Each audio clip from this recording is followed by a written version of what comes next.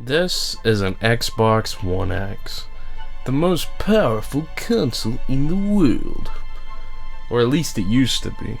But, let's be real, it didn't quite get its moment in the spotlight. No time to shine. Not like this guy. The Xbox 360. The best Xbox with the worst hardware failure rate. And yet, it's still loved to this day. It's a console that defined an era, that's for sure. While the One X kinda just faded into the background as a more powerful revision of the Xbox One. A console with a terrible reputation at launch. Before we continue, let me tell you a little bit about how I got my consoles. I didn't even get my 360 until 2014, when my uncle gave me his.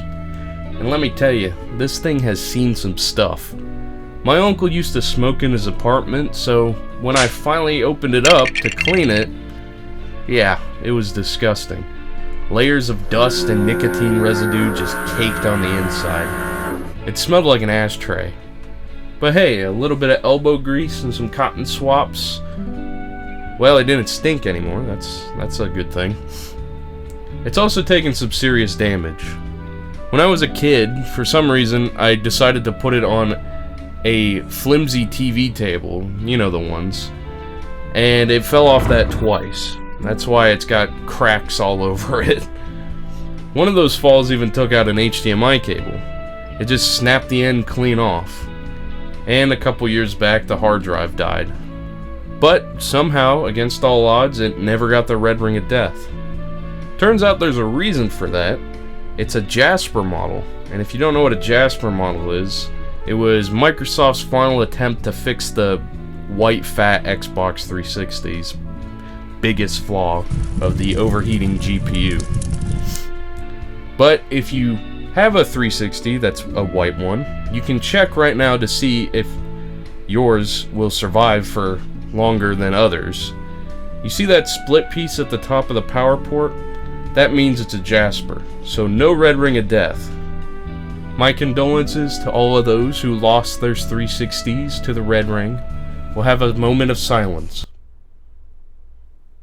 Now, speaking of Xboxes, my One X has a way less dramatic story than that.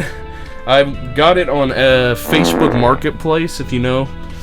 Some guy was down to trade his Xbox One X, which is the one I have, for my PS4 Pro, and since I just picked up a PS5, I figured, why not? Honestly, a pretty solid trade. The Xbox 360 didn't just define a generation, it built the foundation of modern console gaming. HD visuals, online multiplayer, system updates that actually added new features. It was ahead of its time, but let's be real, the performance, that was a mixed bag. Most games aimed for 30 FPS, but many struggled to hit it consistently. Open world titles like GTA 5 and Far Cry 3 dipped into the teens, hovering around 20 to 25 FPS, while even fast-paced shooters like Battlefield 3 had their moments of choppiness. One of the 360's underrated strengths, though, was how it kept the Xbox's past games alive. It let you play a solid chunk of OG Xbox games, and in some cases they even ran a little better. If you wanted to revisit Star Wars Battlefront 2 or Ninja Gaiden Black, the 360 made sure those classics weren't left behind. Then there's the Xbox One X, a monster of a console that Microsoft called the most powerful system ever made. And for once, that wasn't just marketing fluff. It delivered native 4K gaming, way better cooling, and some of the most impressive enhancements to older games we'd ever seen. Titles like Skate 3 and Red Dead Redemption, they didn't just run, they looked remastered. Fallout 3 went from a choppy mess to a much smoother experience. Microsoft didn't just preserve its legacy, it polished it too. But for all that power, the One X never got its moment. It was stuck in an awkward spot. Too late to save the Xbox One's reputation, and too soon to stand on its own. It made games look better, but Microsoft had already shifted focus to Game Pass and the next generation. There was never really a title built exclusively for it. Nothing that truly showcased the hardware, or what it could do. It was like the only last-gen console that could actually run Cyberpunk 2077 at a playable level. Too bad that game's performance was the least of its problems. The 360 had an era-defining lineup. Halo 3, Gears of War, Fable 2, Perfect Dark, Forza Horizon, Dead Space, Left 4 Dead, and Mass Effect. Even a surprising number of Japanese games that PlayStation typically had locked down. It had Lost Odyssey and Blue Dragon from the creator of Final Fantasy. Every year, Xbox gave you something to be hyped about during this generation. On the other hand, the One X was easily the best way to play Xbox One games, but it never got its own game. Still, that didn't mean it wasn't impressive. Games like Gears 5, Forza Horizon 4, and even The Witcher 3 got 4K updates that made them look their best on the system. Microsoft used it to sell one thing: power. A true 4K gaming console. It wasn't a new generation, just a really powerful in-between designed for 4K TVs. Moving on to services. The Xbox 360 gave us the golden age of online gaming. Free monthly games, party chat, Call of Duty lobbies, and friendships formed and ruined in a single night. But let's not forget, Microsoft made sure we paid for all of that. Xbox Live Gold was required just to play online, and they've stuck with that ever since. Fast forward to the Xbox One, and suddenly, Xbox Live wasn't the big selling point. Game Pass took center stage. Pay a subscription and boom, access to an entire library of games. It's a better deal, but it's kind of like Netflix, except instead of canceling your favorite shows, Microsoft's out here shutting down entire studios. And yep, you're still paying to play online. Alright, let's take a second to talk about something both Microsoft and Sony were guilty of: copying Nintendo. When the Wii took off, everyone wanted a piece of that motion control money pie. You know what I mean.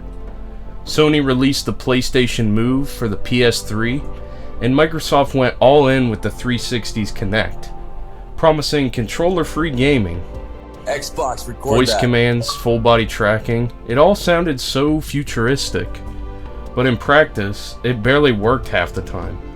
It was more of a hassle than it was actually worth it.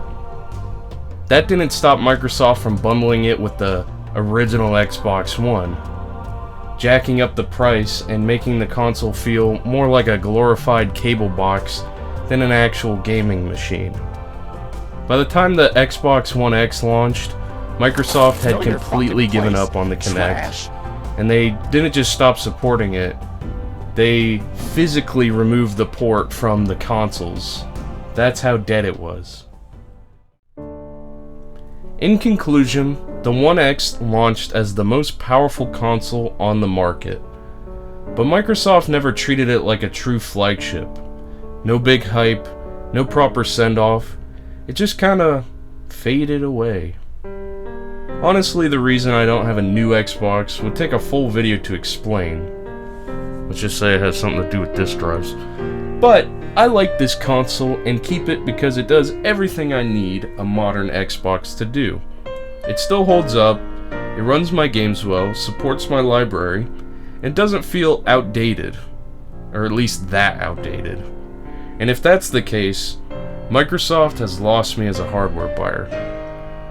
Now the 360, that console was something special. It had its issues, the red ring, launch problems, laser burned your discs. But it kept pushing forward. Multiple redesigns, consistent improvements, and some of the best games ever made. It wasn't perfect, but it worked. Even towards the end when Microsoft started fumbling, we still loved it for everything it represented. As for my own 360, I've got so many memories tied to it, and honestly, it's probably going to be stuck with me until it turns to dust. It's one of my favorite possessions, and it will always hold a special place in my collection. I've got a lot of respect for both these systems, even though I don't always agree with how Microsoft handles things. And I'm definitely not the Xbox fanboy I was as a kid. I still appreciate what each brings to the table. Even though neither is perfect, owning both has given me a broader perspective. But let's be real. At the end of the day, it's not about the consoles, it's about the games. But what do you think? Was the One X overlooked? Is the 360 still the high point for Xbox? Let me know in the comments down below. If you enjoyed this video, leave a like. Feel free to leave a dislike if you didn't. Don't forget to subscribe for more content. That's it from me, and I'll see y'all in the next one. Peace.